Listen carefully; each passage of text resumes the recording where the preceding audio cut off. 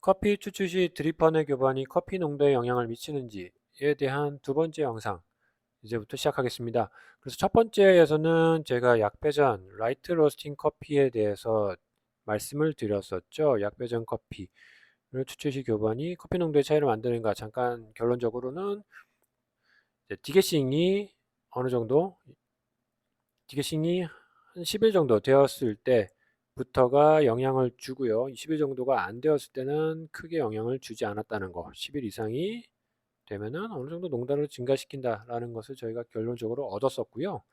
이번 편에서는 이제 중배전 이상, 미디엄 로스팅 이상의 로스팅 레벨, 그래서 미디엄 다크 로스팅과 다크 로스팅을 가지고 과연 교반이 커피 농도에 영향을 미치는가에 대해서 한번 테스트 해보겠습니다. 그래서 이번에 처음에는 이제 미디엄 다크 원두를 준비해 봤고요. 미디엄 다크 로스팅을 가지고 해봤을 때 테스트 결과 보여드리겠습니다. 미디엄 다크 로스팅이고요. 로스팅 레벨은 상온 디게싱 1일 경과입니다. 그래서 로스팅한 지 하루 정도 되었다고 보시면 되고요. 크게 컨트롤하고 보았을 때 이미 이 녹색부 연두색이 이제 교반한 샘플이고요. B 샘플인데 이미 위쪽으로 지금 형성이 어느 정도 되어 있음을 볼 수가 있고요. 이것을 확대해서 보았을 때도 전반적으로 위쪽으로 B 샘플이 형성이 되어 있고 아래쪽으로 A 샘플이죠. 교반 안 한 것들이 형성이 되어 있음을 볼 수가 있었습니다. 그럼 이건 어떻게 보면 약배전하고는 지금 다른 결과죠. 약배전에서는 디게싱을 1일 정도 되었을 때는 크게 편차가 없었잖아요. 혼재되어 있는 느낌이었는데 지금 미디엄 다크에서는 이미 1일차부터도 전반적으로 농도가 증가하는 교반이 농도를 증가시키는 경향을 보이는 것을 지금 보여주었죠. 그래서 그럼 약배전 때도 디게싱이 조금 더 되었을 때는 이게 격차가 더 벌어졌으니까요. 이번에 미디엄 다크에서 똑같이 한번 적용을 해 보았습니다. 그래서 디게싱을 조금 더 진행을 시켜 보았고요. 한 5일 정도 제가 진행을 해 봤습니다. 그래서 5일 정도 되었을 때는 어떻게 되는지 결과를 보시면요. 상온 디게싱 5일 경과 여전히 녹색은 위쪽으로 형성이 되어 있고요.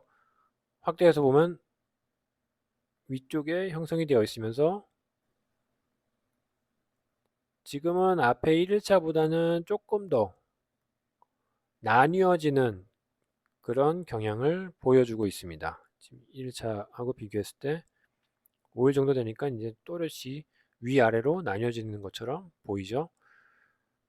그래서 미디엄 다크 로스팅에서는요, 어떻게 보면 디게싱에 크게 관여 없이요, 디게싱에 큰 차이 없이 1일차부터 농도의 증가에 영향을 준다라고 어느 정도 생각을 할 수 있고요. 그래서 결론적으로 중배전 이상 커피 추출 미디엄 다크를 봤죠. 농도 차이를 만든다? 차이를 만들죠. 전반적으로 증가를 시켰습니다. 그래서 디게싱 정도에 상관없이 B의 농도가 증가함을 보여주었고요. 그래서 미디엄 로스팅 이전 레벨에서 약배전과는 다른 결과를 보이는 것으로 보아서요. 로스팅 정도가 추출 시 교반과 두 가지가 서로 연관관계가 있는 것으로 추측이 된다. 쉽게 얘기해서 로스팅을 조금 더 진행을 하였을 때는 교반이 농도를 증가시키는 결과를 보여주는 것 같다라고 저희가 생각할 수 있습니다. 그러면 이렇게 된다면 로스팅을 조금 더 진행하였을 때는 어떻게 보면 차이는 더 크게 만들 수가 있지 않을까라고 저희가 추측을 할 수 있죠. 그래서 로스팅을 더 진행시키면 어떤 결과를 보이는지 강배전을 가지고 테스트를 해보았습니다. 강배전 다크죠. 다크 로스팅 상온 디게싱 1일차 였을 때 이미 크게 벌어져 있죠. 이미 이 정도까지 벌어졌고요. 확대해서 보아도 거의 0.1 이상이죠. 이 정도면 이 칸이 지금 0.1이니까요. 이 이상의 격차. 이 정도의 격차가 보인다는 거.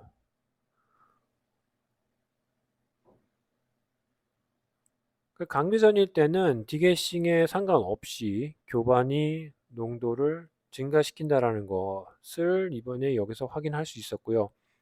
혹시나 해서 이것이 또 뭐 원두에 특이적이거나 다른 데는 다른 품종이나 다른 것은 안 그런 것이 아닌가라고 싶어서 다른 원두도 다른 강배전 원두 또 한번 테스트를 해보았습니다. 이번 거는 싱글 오리진 말고 블렌드로 가지고 한번 해봤고요.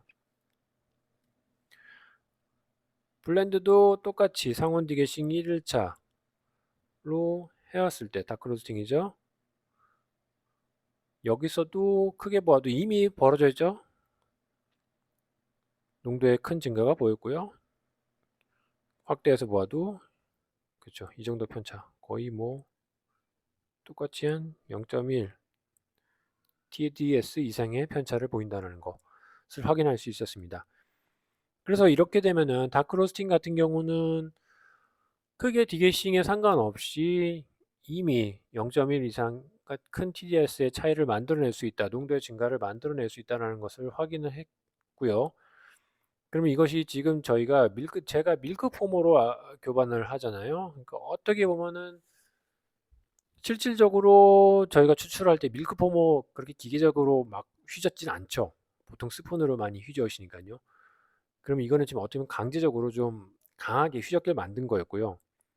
그러면 실질적으로 저희가 추출할 때 이용하는 스푼 휘젓기를 가지고도 이 정도까지의 편차를 만들 수 있는지 또 궁금해졌습니다.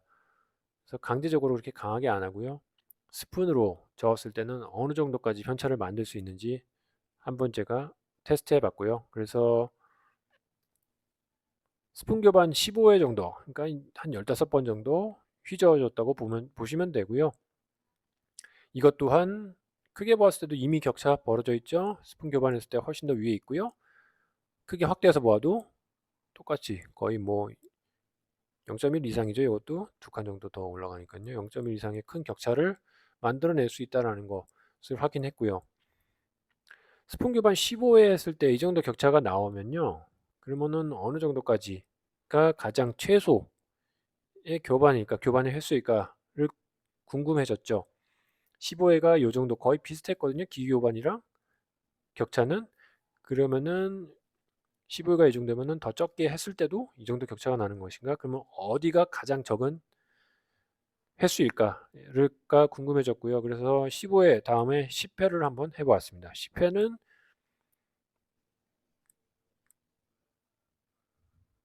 이런 결과를 보였고요. 10회도 어느 정도 비슷하죠. 농도 당연히 위에 형성이 되어 있고요. 격차도 이 정도. 이것도 거의 뭐 그렇죠? 이게 두 칸이 0.1이니까요. 거의 두 칸 다 되기 때문에 0.1 이상 격차를 만든다고 보시면 되고요. 15회랑 거의 뭐 큰 편차는 없는 것 같기도 해요. 그리고 약간 좀 줄어든 것 같기도 하고요. 그렇죠? 여기는 두 칸 하고도 좀 남았잖아요. 15회는. 근데 10회는 두 칸 정도죠. 딱 거의 걸리는 것 같아요. 여기 이렇게 합친다고 보면요. 내려왔으니까. 그러면 조금 더 적게 해볼까요? 과연 그것도 격차를 만들어낼 수 있는지. 그래서 5회로 한번 줄여봤고요. 스푼경 5회 했을 때 결과는 이제 조금씩 격차가 줄어들기 시작했어요. 거의 붙었죠, 이제는. 그리고 확대해서 보아도 전반적으로 위로 형성된 거는 맞는데요. 많이 줄었죠. 편차는 이제 뭐 거의 없는 것처럼 보이죠. 하지만 전반적으로 위로는 형성은 되어 있습니다. 약간 아까 그 미디엄 다크 로스팅에서 봤던 그런 패턴하고 조금 비슷하다고 보시면 될 것 같고요. 그래서 한 5회 정도 했을 때는 그래도 크게 편차는 만들지는 않지만 그래도 농도의 증가는 만들어낸다라는 것을 확인을 할 수 있었죠. 보통 통상적으로 추출하실 때 스푼으로 한 5회 정도 많이 휘저으시니까요. 어떻게 보면 그래도 그 정도는 농도의 증가를 만들어낸다라고 볼 수 있고요. 미각적으로도 제가 봤을 때 전반적으로 이 녹색 부분이 진하게 느껴지긴 했습니다. 쓴맛도 조금 더 나고 바디감도 더 있고요. 전반적으로 그냥 진한 느낌이었다. 그리고 그게 미각적으로도 구분이 가능한 정도였다라고도 말씀드릴 수 있고요. 그래서 다크로스팅 같은 경우는 어떻게 보면 디게싱과 상관없이 교반을 하기만 한다면 농도의 증가를 볼 수 있다라는 거. 저희가 여기서 확인할 수 있었고요. 그래서 중매전 이상 커피를 추출 시에 교반이 커피 농도의 차이를 만든다라는 거는 확실해졌죠. 이거는 뭐 디게싱하고도 크게 상관이 없었고요. 미디엄 다크도 그랬고 다크 로스팅도 그렇죠. 디게싱 정도에 상관없이 교반하면 농도 증가가 된다는 것을 보여줬고요. 그리고 심지어 다크 로스팅에서는 5회 정도로 하는 손으로 하는 교반이죠. 스푼으로 그냥 5회 정도만 휘저어도 농도 증가가 된다는 것을 보여주었고요. 이것도 디게싱하고 상관없이 그랬죠. 그래서 이제 이번 영상 두 영상의 결론입니다. 드립퍼의 교반이 커피 농도에 영향을 미치는가 차이를 만드는가 어떻게 보면 커피 원두의 로스팅 레벨에 따라서 설명을 할 수 있겠다. 그래서 미디엄 이전 레벨에서는 라이트 로스팅이나 라이트 미디엄 뭐 다 비슷할 것 같아요. 디게싱이 충분히 되었을 때, 이 충분히는 뭐 한 10일 정도 될 수도 있고요.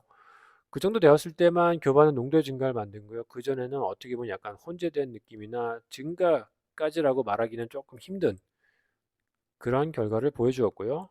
미디엄 이상의 레벨,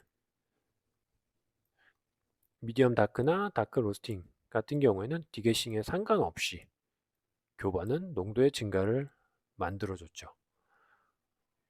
그래서 저는 요번에 이 영상들을 보면서요. 솔직히 첫 번째 라이트 로스팅 편을 하였을 때는 의문점이 많이 들었었죠. 저도 얘기를 들었으니까요. 교반이 어느 정도 추출에 영향을 미친다. 그리고 농도를 진하게 만든다. 농도 증가를 만든다. 그런 말을 들어본 적이 있기 때문에요. 근데 라이트 로스팅을 했을 때는 그 결과가 안 나와서 그럼 도대체 그런 말들은 왜 나왔을까라는 것이 궁금했었습니다. 그런데 요번에 이 다크로스팅 편, 미디엄 다크로스팅 편을 하면서 또렷하게 나와줬죠. 농도의 증가가. 그래서 이것을 보면서 어떻게 보면은 그 말들이 지금은 저희가 라이트 로스팅이나 미디엄 로스팅 레벨도 원두를 많이 먹잖아요. 커피로. 근데 예전에는 그게 없었단 말이죠. 다크 로스팅이 주류였고요. 그랬을 때 만들어진 드립 커피 기술들, 커피 추출 기술이죠. 드립 커피 추출 기술들이 지금 전에 내려오면서 어떻게 보면은 업데이트가 안 된 거일 수도 있고요. 그렇게 해서 식재료가 지금 어떻게 보면 저는 바뀌었다고 생각을 하거든요. 라이트나 미디엄 로스팅이 나오면서 식재료가 바뀌었는데 그것이 이제 업데이트가 안 되면서 약간 지금 혼재되어 있는 느낌, 혼선이 생길 수도 있었겠다라는 생각도 해보고요. 그리고 저는 또 한 가지 또 요번에 느낀 게 어, 이전에 드립 기술들 뭐 여러 가지 들은 것들 중에서 이제 점드립이라고 있습니다. 근데 이번에 보셨다시피 다크로스팅은 정말 5번만 스푼으로 휘저어도 농도 증가는 보여줬거든요. 그것을 보니까 왜 그렇게 극단적으로 커피 베드를 안 건드리려고 했는지에 대해서도 이해가 된 거죠. 쉽게 얘기해서 강배전 원두를 내릴 때는 농도의 편차를 줄이려면 어떻게 보면 최대한 그 커피 베드를 안 건드리는 것이 일관된 추출을 할 수 있는 방법 중에 하나였겠구나라고 느꼈습니다. 그래서 결론적으로 저희가 들었던 말들은 다 이유가 있었던 것이죠. 다만 지금 이제 식재료가 살짝 바뀌다 보니까 적용 자체가 조금 애매해진 것이 없지 않아 있다. 그래서 제 생각에도 지금 이제 저희는 이제 배우잖아요. 커피 추출 기술을. 그리고 바리스타라면 커피 맛있게 만들어야 되잖아요. 그러려면 어쩔 수 없이 식재료, 커피 원두죠. 커피 원두에 대한 이해가 필요해요. 지금 요번 편에서도 보셨잖아요. 약배전에서는 내가 배운 건 그게 아닌데 내가 들은 건 그게 아닌데 라고 했었지만 다크로스팅 편에서는 맞네가 됐죠. 그리고 정말 건드리지 말아야겠구나 라는 것도 알 수가 있었죠. 그런 것처럼 이제 계속 연구 개발이 필요할 것 같다라는 생각, 그리고 계속 지속적인 업데이트. 지금 뭐 기술도 많이 좋아졌고요. 예전에는 TDS 기기가 없었는데도 그 미각으로 그렇게 만들어내신 거잖아요. 휘젓기 하니까 더 쓴맛이 나더라 라고 아마 아셔서 그런 얘기가 나왔던 것 같아요. 그만큼 저희도 이제 기술적으로도 많이 발전을 했으니까요. 연구 개발이 더 필요하고 조금 더 공부를 해야 되지 않을까라는 생각입니다. 그래서 이번 편은 이렇게 마무리하고요. 궁금하신 거나 뭐 질문 아무거나 다 좋습니다. 언제든지 물어봐 주세요. 그래서 다음에도 또 재밌는 편으로 다시 한번 찾아뵙겠습니다. 네, 감사합니다.